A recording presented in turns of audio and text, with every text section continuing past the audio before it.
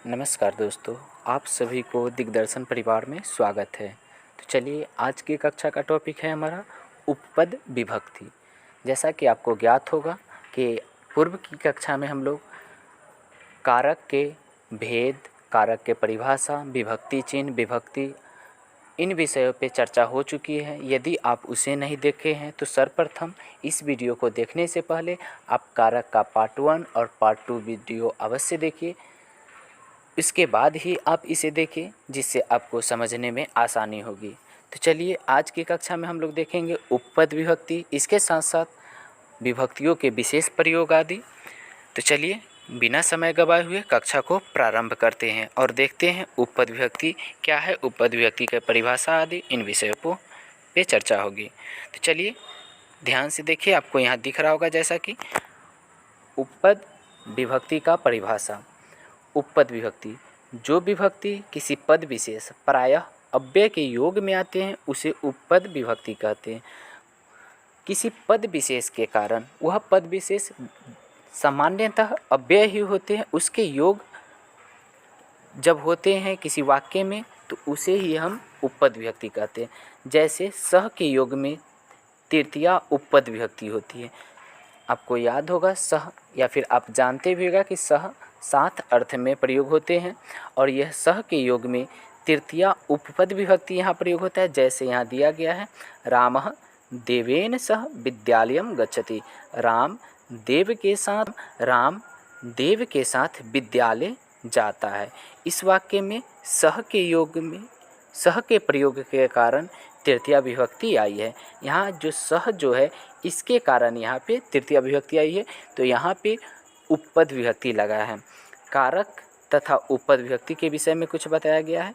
यदि कहीं कारक तथा उपपद विभक्ति दोनों भिन्न भिन्न हो तो उपपद विभक्ति कारक विभक्तिर बलीयसी परिभाषा से वहाँ कारक विभक्ति को ही बलवान मानकर उसका प्रयोग करते हैं।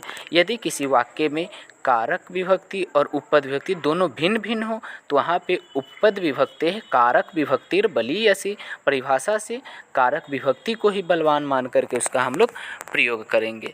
देखते हैं आगे। उसके बाद विभक्तियों के विशेष प्रयोग। प्रथमा विभक्ति के विशेष प्रयोग के विषय में यहाँ दिया गया है कर्तरी प्रथमा। कर्तरी प्रथमा, कर्ता में प्रथमा विभक्ति होती है। जैसे रामः गृहं गच्छति, कृष्णः पुस्तकं पठति। यह कर्तरी प्रथमा से यहाँ हुआ है। उसके बाद है अविधेय, अवधेय मात्रे प्रथमा। अविधेय का अर्थ है नाम, केवल नाम व्यक्त करना हो तो उसमें प्रथमा विभक्ति लगती है।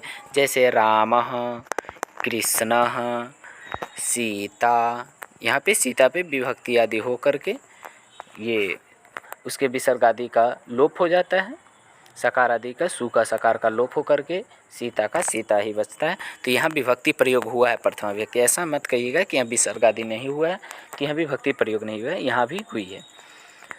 तो यहाँ पे किसी का नाम व्यक्त करना हो, नाम को प्रकट करना हो तो वहाँ पे हम लोग उसमें प्रथमा विभक्ति ही लगाएंगे। जैसे रामः, सीता, कृष्णः, गजः, देवः इत्यादि और सारे उदाहरण हो सकते हैं। अव्यय योगे प्रथमा। उसके बाद है अव्यय योगे। अव्यय शब्दों के योग में प्रथमा विभक्ति होती है। अव्यय शब्दों के योग में प्रथमा विभक्ति होती है। जैसे क्षुद्रकः तु राजा आसीत्। यहाँ पे आपको दिख रहा होगा अव्यय कौन से शब्द है, आप हमें बताइए कमेंट करके। यहाँ आपको दिख रहा होगा जैसा कि अव्यय यहाँ पे क्या है, तू। अव्यय क्या है, तू। इसमें देखिए कृष्णः वृथा न बदति। यहाँ वृथा क्या है, वहाँ यहाँ पे अव्यय है। क्षुद्रकः तु राजा आसीत्। क्षुद्रक तो राजा थे। कृष्णः वृथा न बदति। कृष्ण व्यर्थ नहीं बोलते हैं। तो यहाँ पे ये अव्यय के योग वृथा और तू के योग में यहाँ क्षुद्रक में प्रथमा विभक्ति और कृष्ण में प्रथमा विभक्ति हुई है। इसके बाद देखते हैं और प्रथमा विभक्ति के कुछ विशेष। संबोधने प्रथमा, आपको पूर्व की कक्षा में भी बताई गई थी।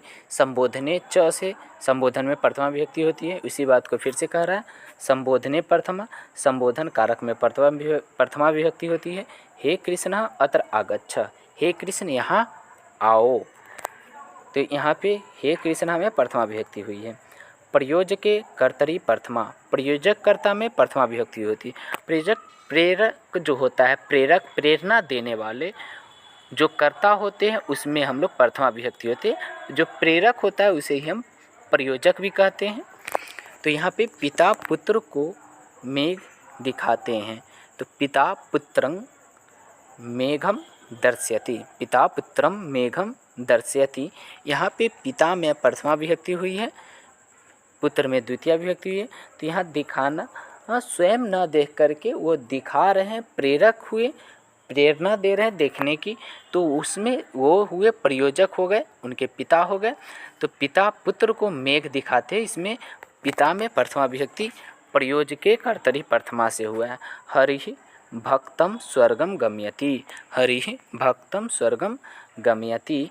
यहाँ आपको दिख रहा होगा कि हरिः में प्रथमा विभक्ति, भक्तम हरि भक्त को स्वर्ग भेजते हैं, हरि भक्त को स्वर्ग भेजते हैं।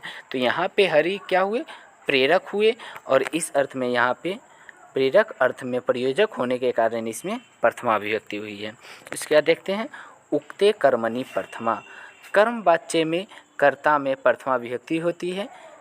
कर्म उक्त का मतलब यहाँ पे कहा गया होता है, लेकिन यहाँ पे उक्त का मतलब है प्रधान। तो जब कर्म वाच्य में कर्म में प्रथमा विभक्ति होती है, मतलब वहाँ कर्म की जब प्रधानता होती है कर्म वाच्य में, आपको वाच्य आगे पढ़ाया जाएगा तो आपको पता चलेगा कि वाच्य 3 प्रकार के होते हैं, कर्तृवाच्य, कर्म वाच्य और भाव वाच्य। उसमें विभक्ति आदि का प्रयोग कैसे होता है, इन सारे विषयों पे चर्चा आगे वीडियो में की जाएगी। तो कर्म वाच्य में उसके कर्ता जो होते हैं वो प्रधान हो जाते हैं। कर्म वाच्य में कर्म में प्रथमा विभक्ति होती है, तो कर्म वाच्य में जब प्रधानता उसकी होती है तो उस कर्म में प्रथमा विभक्ति हो जाती है। जैसे मया कृष्णः दृश्यते, मेरे द्वारा कृष्ण को देखा जाता है या मेरे द्वारा कृष्ण को देखा जाता है। तेन हरि सेव्यते, उसके द्वारा हरि सेवा जाता है, मतलब हरि की सेवा की जाती है। तो ऐसा भाव है। तो यहाँ पे हरि में प्रथमा विभक्ति, यहाँ होना क्या चाहिए, द्वितीय विभक्ति होनी चाहिए, लेकिन यहाँ उक्त कर्म जो है यहाँ पे प्रधान है, इसीलिए यहाँ पे कौन सी विभक्ति हुई है, यहाँ पे प्रथमा विभक्ति हुई है।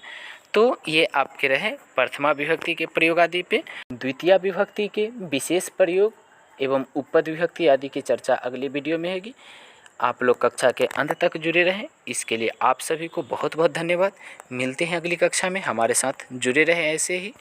धन्यवाद।